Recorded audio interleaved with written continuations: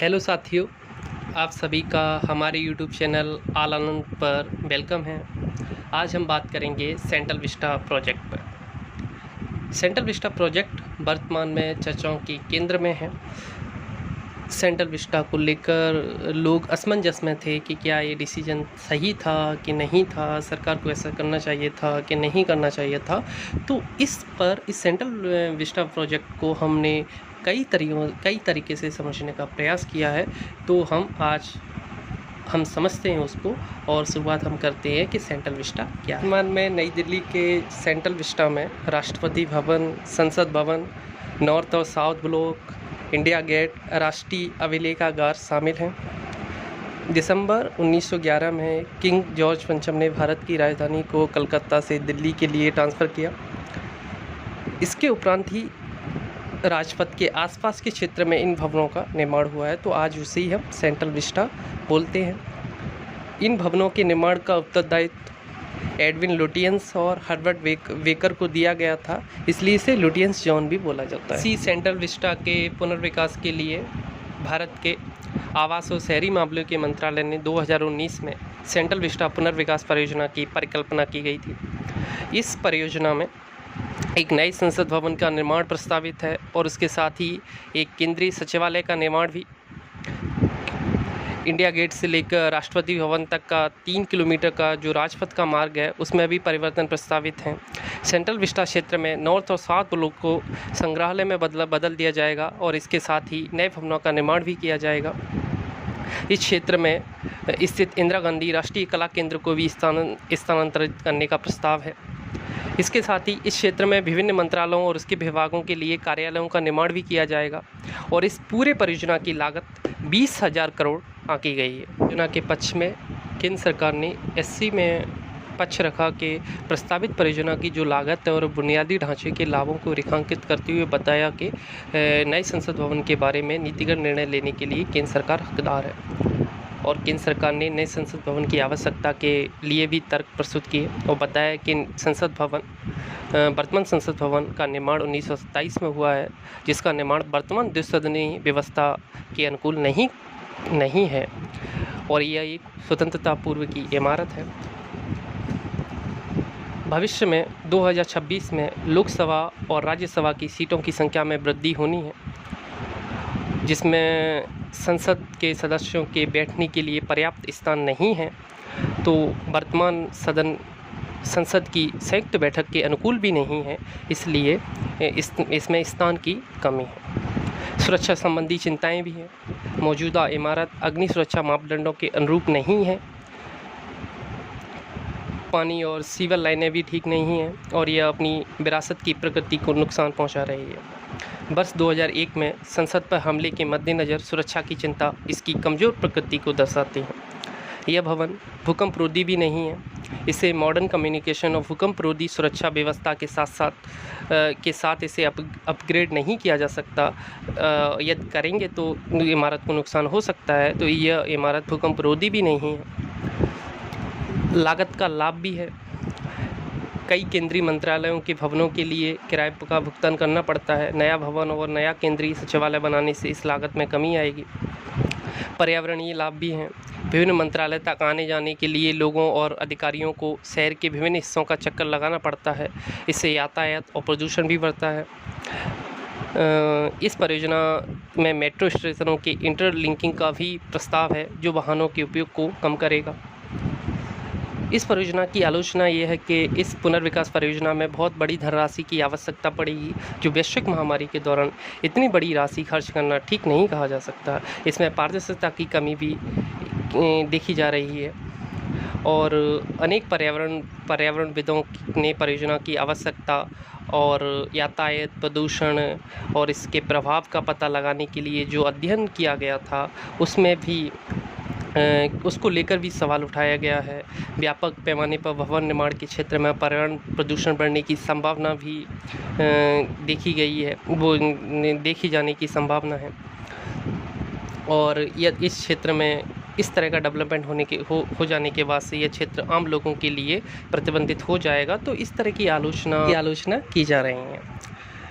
SC ने 5 जनवरी 2021 को इस प्रोजेक्ट को हरी झंडी दे दी है और बोला कि पर्यावरण मंजूरी और अन्य अनुमतियों में कोई खामी नहीं है। साथ में एससी ने ये भी कहा है कि निर्माण के दौरान पर्यावरण का ध्यान रखा जाना चाहिए। पर्यावरण मंत्रालय द्वारा दी गई सिफारिशों का ध्यान रखा जा रहा है। एससी ने ये भी कहा है कि निर्माण चालू करने से पहले धरोहर संरक्षण समिति की स्वीकृति लेना भी ज़रूरी होगा। स्मार्ट गन और स्मॉल टावर भी लगाना होगा उस क्षेत्र में। तो ये बातें एससी ने कहा है। केंद्र सरकार ने एससी को बताया था कि 20,000 करोड़ रुपए के सेंट्रल विस्टा प्रोजेक्ट जो है वो धन की बर्बादी नहीं है, बल्कि इसमें 1,000 करोड़ रुपए जो सालाना मंत्रालयों की इमारतों पर किराए के रूप में खर्च किया जाता है उससे बचत होगा। और सरकार का ये भी कहना है कि इससे मंत्रालयों के बीच में बेहतर समन्वय भी स्थापित होगा। इस पूरे प्रोजेक्ट का 2024 में पूरा होने का अनुमान है और नई संसद भवन का पूरा होने का अनुमान 2022 में है कि 2022 तक नई संसद भवन का निर्माण हो जाएगा। नए संसद भवन में 888 लोकसभा सदस्यों के बैठने की क्षमता होगी और साथ ही संयुक्त अधिवेशन के लिए 1224 सदस्यों के बैठने की व्यवस्था भी होगी और राज्यसभा में 384 सदस्यों के बैठने की व्यवस्था होगी और भविष्य में इस जगह को बढ़ाने का विकल्प भी रखा जा रहा है। इस प्रोजेक्ट की आलोचना ये भी की जा रही है और लोगों का मानना ऐसा भी है कि इस पैसे का उपयोग हम हॉस्पिटल बनाने के लिए करना चाहिए था। हाँ, ये सही भी है कि इस समय हम कोविड महामारी से जूझ रहे हैं, लड़ रहे हैं और हॉस्पिटल नीड है हमारी।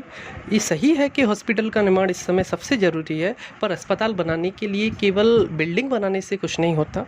और हमारी राजधानी में बहुत सारे ऐसे हॉस्पिटल्स की बिल्डिंग्स खाली पड़ी हुई हैं कई सालों से, तो बिल्डिंग्स बनाने से कुछ नहीं होता। उसके साथ साथ हमें डॉक्टर्स और पैरामेडिकल स्टाफ की भी ज़रूरत होती है। इसके साथ साथ जो हमें डॉक्टर्स और जो हेल्थ केयर मशीनें होती हैं उनके लिए टेक्नीशियन की भी ज़रूरत होती है। तो बिल्डिंग्स बनाने से कुछ नहीं होता है, उसके अलावा उसके लिए हमें डॉक्टर्स और पैरामेडिकल स्टाफ चाहिए होते हैं, टेक्नीशियन चाहिए होते हैं, उनको हायर करना होता है उन मशीनों के लिए। जैसे नोएडा और दिल्ली जैसे शहरों में सरकारी अस्पताल में करोड़ों रुपए की लागत वाली मशीनें वहाँ धूल खा रही हैं। तो ऐसा नहीं कह सकते कि ओनली इस पैसे का यूज करके हम बिल्डिंग बना सकते हैं, हॉस्पिटल की बिल्डिंग बना सकते हैं, कि हॉस्पिटल के लिए एक पूरा सिस्टम चाहिए होता है, तब वो हॉस्पिटल रन कर सकता है। अकेले बिल्डिंग बनाने से नहीं हो सकता है। इसकी आलोचना हम इसी स्तर पर कर सकते हैं। लोगों का ये मानना था कि इस पैसे का उपयोग हॉस्पिटल बनाने के लिए किया जाना चाहिए था, लेकिन मेरी समझ से एक विवेकपूर्ण नज़रिया ये कहता है कि हॉस्पिटल बनाना सही निर्णय नहीं हो सकता। ना ही सरकार का जो ये निर्णय है कि इस समय सेंट्रल विस्टा प्रोजेक्ट को आगे बढ़ाया जाए, नए संसद भवन का निर्माण किया जाए, वो भी सटीक नहीं कहा जा सकता है, क्योंकि इस समय वैश्विक महामारी का समय चल रहा है, चारों तरफ परेशानियां हैं, इकोनॉमी में डिमांड नहीं है। तो भारतीय अर्थव्यवस्था को देखते हुए, क्योंकि हमारी अर्थव्यवस्था अभी भंवर में फंसी हुई है और जो मांग और उत्पादन का जो ये सुचक्र है वो बनता नहीं दिख रहा है, तो सरकार जो वर्तमान में पैसा खर्च कर रहा है उस पैसे के खर्च करने से वो सुचक्र नहीं बन सकता है। तो हमारा फोकस होना चाहिए कि कैसे हम मांग और उत्पादन के उस सुचक्र को बना सकें, और नए संसद भवन के निर्माण से सुचक्र नहीं बन सकता है। हालांकि नई संसद भवन के निर्माण में थोड़ा बहुत डिमांड को पुश किया है, क्योंकि नए संसद भवन के निर्माण के लिए बड़ी कंपनियों ने सीमेंट बनाई होगी, उसके उत्पादन के लिए सघन पूंजी उपकरणों का उपयोग किया होगा। बड़े व्यापारियों ने सीमेंट, लोहा जैसी एयर कंडीशनर जैसी चीज़ों की आपूर्ति की होगी और उस उत्पादन में रोज़गार भी बने होंगे, लेकिन वो रोज़गार सीमित मात्रा में बने हैं। आम आदमी के हाथ में पैसा नहीं पहुंचा है, और यदि आम आदमी के हाथ में पैसा नहीं पहुंचेगा तो मार्केट में डिमांड नहीं आ सकती। तो सरकार का फोकस होना चाहिए कि डिमांड को कैसे पुश किया जाए जिससे उत्पादन को बढ़ाया जा सके, और एक जो सुचक्र होता है मांग और उत्पादन का, वो चलता रहे, और जिससे आपकी इकोनॉमी एक बेहतर गति से विकास करती रहे। बड़ी कंपनियों का कार्य अवश्य बड़ा है, लेकिन इससे ज़मीनी स्तर पर अर्थव्यवस्था की चाल में कोई परिवर्तन नहीं आया है, और ना ही इस प्रोजेक्ट से अर्थव्यवस्था की चाल में कुछ परिवर्तन आएगा। इसकी जगह सरकार ऐसा कर सकता था कि लोगों के खाते में डीबीटी कर सकता था, लोगों के खाते में सीधा पैसा भेज सकता था, जिससे लोगों के पास पैसा पहुंचता, तो इससे वो मार्केट में डिमांड क्रिएट करते और उत्पादन इकाइयां अपनी उत्पादकता बढ़ाती। इससे मार्केट में, जिससे इकोनॉमी में एक जो मांग और उत्पादन का सूचक्र है वो बनता दिखता और हमारी अर्थव्यवस्था पटरी पे आ जाती, जैसे यूएसए में किया जा रहा है प्रेजेंट पे कि वहाँ लोगों के खाते में डीबीटी किया जा रहा है।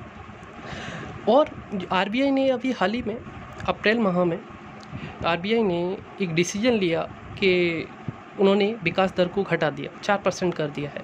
लेकिन इसी विकास दर का फ़ायदा तब हमें मिलेगा यह सरकार डीबीटी करता, क्योंकि हम सप्लाई एंड से तो काम कर रहे हैं, डिमांड एंड से कोई काम नहीं हो रहा है। या सरकार यहाँ डिमांड एंड से काम करता तो फ़ायदा ज़्यादा दिखता, या सरकार डीबीटी करता तो ज़्यादा फ़ायदा मिलता, क्योंकि उद्योगों को सस्ते ऋण तो उपलब्ध हो रहे हैं, लेकिन मार्केट में डिमांड नहीं है, इससे उन सस्ते ऋणों का कोई फ़ायदा नहीं दिख रहा है। जैसे हम एक एग्जांपल से समझते हैं कि सरकार ने किसी व्यक्ति के खाते में 2000 रुपये ट्रांसफ़र किया और उस 2000 रुपये के आने से वो व्यक्ति मार्केट में डिमांड करेगा। मान लीजिए कि वो एक टोस्ट की डिमांड करता है, तो टोस्ट कंपनियाँ उत्पादन करेंगी और उसकी सप्लाई के लिए, उसकी पूर्ति के लिए वो सप्लाई करेंगे। तो इससे क्या हो, छोटे उद्योगों को आर्थिक सहायता मिल जाती और वो टोस्ट बनाकर सप्लाई करता। इस प्रकार आम आदमी और छोटे उद्योगों का मेल मांग और उत्पादन के उस सूचक्र को बना देता और हमारी अर्थव्यवस्था पटरी पर आ जाती। तो हम कह सकते हैं कि सरकार यदि ये वाला डिसीजन लेती नए संसद भवन के निर्माण की जगह, तो ज़्यादा बेहतर कहा जा सकता है और हमारी अर्थव्यवस्था को एक विकास की गति दी जा सकती है।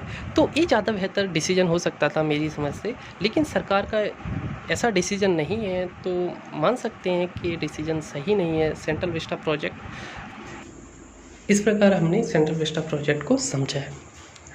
इससे संबंधित आपकी कोई क्वेरीज हो तो आप उसको कमेंट सेक्शन में मुझसे पूछ सकते हो, मैं अपनी समझ से उसका जवाब देने की कोशिश करूँगा। और यदि आपको ये वीडियो पसंद आया हो तो आप उसे लाइक कर सकते हो, सब्सक्राइब कर सकते हो एंड बेल आइकन को दबा सकते हो। और मेरा आपसे एक निवेदन और है कि महामारी का समय चल रहा है, तो आप घर में रहिए, अच्छे से रहिए। इस समय हमें सबके साथ की ज़रूरत है, सहयोग की ज़रूरत है, वो भी करते रहें, अपने आप को सेफ रखें, यही सबसे बड़ी बात है। और यदि हम अपने आप को इस महामारी से बचा ले गए तो इससे बड़ा योगदान कोई हो नहीं सकता है। तो अपने आप को सेफ रखें, सुरक्षित रखें, घर में रहें और सहयोग करते रहें एक दूसरे का। और आपने मुझे सुना, इस वीडियो को देखा, उसके लिए थैंक यू। और आपका कोई भी क्वेश्चंस है तो आप कमेंट सेक्शन में पूछ सकते हो। Thank you for watching. मस्त रहो, व्यस्त रहो।